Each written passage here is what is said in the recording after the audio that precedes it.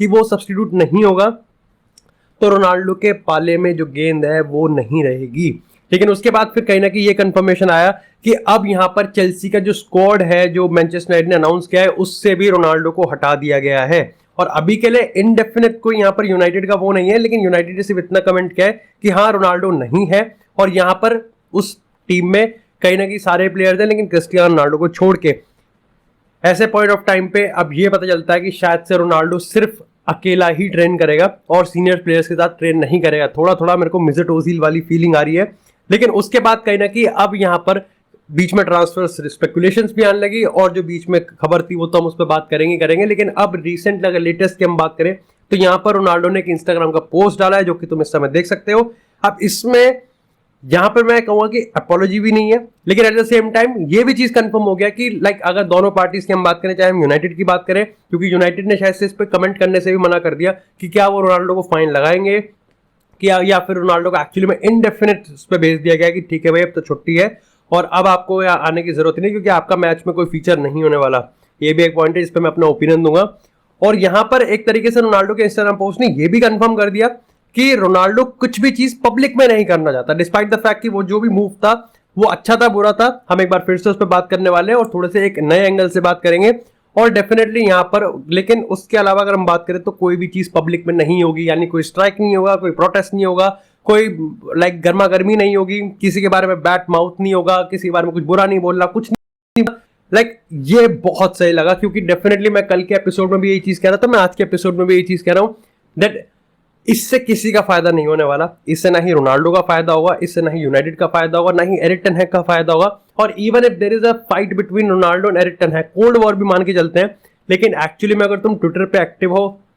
होंगे ही, अगर तुम यूट्यूब पे काफी सारे क्रिएटर्स की कमेंट सेक्शन की बात करते हैं, डिस्कशंस की बात करते हैं, फुटबॉल कम्युनिटी फोरम्स की हम बात करते हैं, तो तुमको समझ आ रहा होगा कि एक्चुअली में रोनाल्डो वर्सेस टेन हैग नहीं चल रहा, ये रोनाल्डो वर्सेस यूनाइटेड चल रहा है।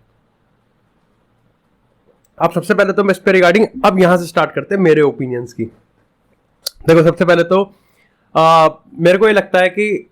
Like what I have said is definitely my opinion, क्योंकि मैं कोई स्क्रिप्टेड वगैरह पसंद नहीं है,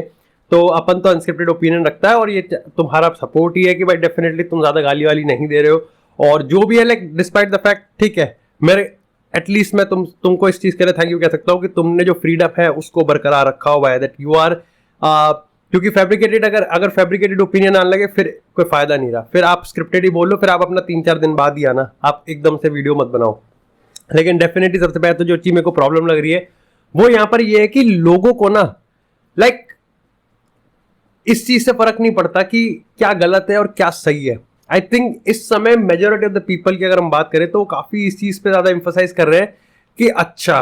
ओवरऑल बता दो हमको कि आप ओवरऑल हमको पूरा ऊपर से देख के बता दो कि क्या एरिक टेन हैग की गलती है या रोनाल्डो की गलती है। सीधी बात है, अब जिसको एरिक टेन हैग की टीम पकड़नी है वो उधर पकड़ लेगा, जिसको रोनाल्डो की टीम पकड़नी है रोनाल्डो की टीम। देखो जबकि एक्चुअली में ये इतना ब्लैक एंड व्हाइट नहीं है, इट्स काइंड ऑफ ग्रे, काफी ग्रे एरिया में है, क्योंकि आप ये चीज आप लॉजिकल भी सोच सकते हो, आप रैशनल भी सोच सकते हो, but at the same time आपको एक लेगेसी वाली जो फीलिंग है ना वो यहाँ पर हिट करती है। अब देखो ये चीज मैं इसलिए कह रहा हूं क्योंकि अगर हम रोनाल्डो के उस मूव की बात करें तो ना मैंने उसको कल प्रमोट करा था, ना ही मैंने कल उस पर स्टैंड लिया था और ना ही मैं उस पर आज लेने वाला हूं, क्योंकि like despite me being a Ronaldo die hard fan, इसका मतलब ये नहीं होता कि मैं यहां पर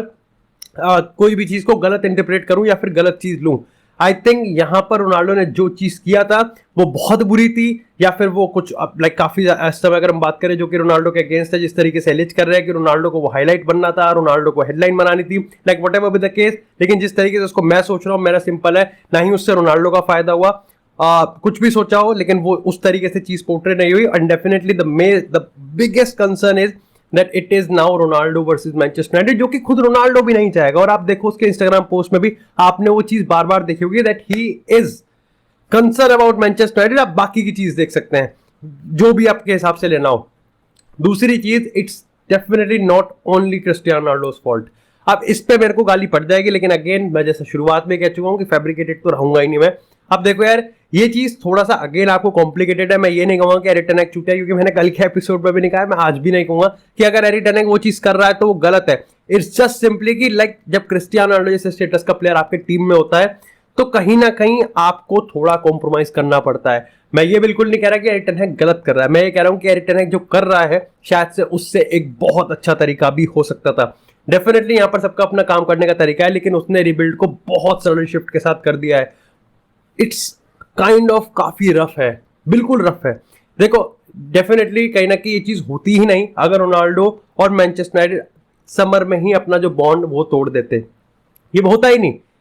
और मैं इसमें एरिक टेन हैग की गलती भी नहीं कह रहा, लाइक तुम में से काफी लोग मान रहे होंगे कि एरिक टेन हैग भोसड़ी के तूने रोका ही क्यों, तू ये है वो है। देखो उसको पता था कि वो यूज नहीं करेगा, और हर मैच डे से पहले तुम कोई सा ही वॉच लॉन्ग उठा लो यूनाइटेड का, कोई सा भी पॉडकास्ट उठा लो, मैंने हर में सिर्फ एक ही चीज कही है कि नहीं वो उसके प्लान्स में नहीं है, बिल्कुल भी नहीं। अगर वो खेल भी रहा है तब भी मैं ये मान के, जब मैं तुमसे ही पूछ लेता हूँ कि तुमको क्या लग रहा है, क्योंकि मेरे को तो भैया अजीब सा ही लग रहा है, मेरे को अभी भी लग रहा है कि हाँ वो नहीं खेलेगा। मैं हमेशा से क्वेश्चन मार्क लगा देता था, लेकिन मैं एक्सक्लेमेशन मार्क और फुल स्टॉप तब लगा देता था जब मेरे को लगता, जब मैं बोलता था कि यस रोनाल्डो कहीं ना कहीं थर्ड भी मान सकते हो आप, behind Rashford and behind martial. तुम में से काफी लोग, मैं आज कमेंट्स पढ़ रहा था, एक तो 600-700 कमेंट हुआ, तो definitely people are expressing their opinion, जो कि अच्छी चीज है।